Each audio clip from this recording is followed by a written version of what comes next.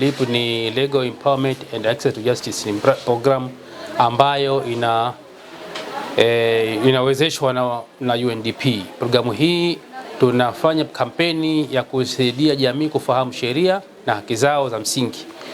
Unajua jamii yetu hii ina changamoto nyingi zinahusiana na masuala ya sheria katika mazingira ya udhalilishaji wa watoto, lakini pia wanawake katika masuala mengine ya zile changamoto ya mvutano, masuala ya ardhi na pia katika masuala ya urithi. Kwa hivyo tunafanya hivi ili jamii iweze kupata taaluma na waweze kutatua changamoto zao zikiwa na hali ya usahihi bila kwenda kinyume na taratibu za sheria. Ulinzi wa wazee.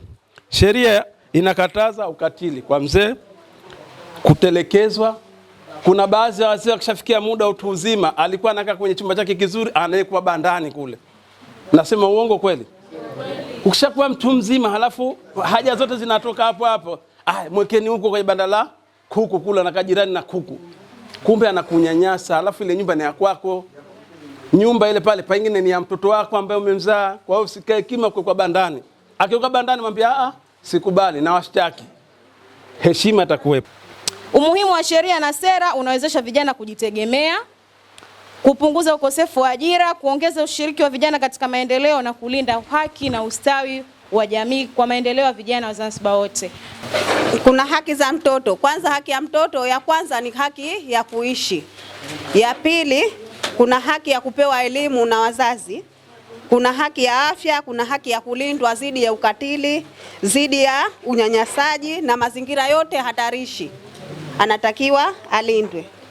Pendekezo letu sisi wazee tusaidiliwe. Cha kusaidiliwa ni kwenye mali zetu.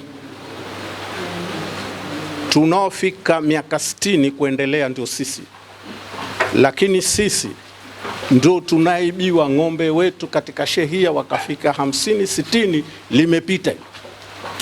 Hatuoni usaidiwaji zikarudi zile ng'ombe, na ndio sanda zetu. Hizi mada nani, kwa kweli tungekuwa na muda tungeziogelea sana.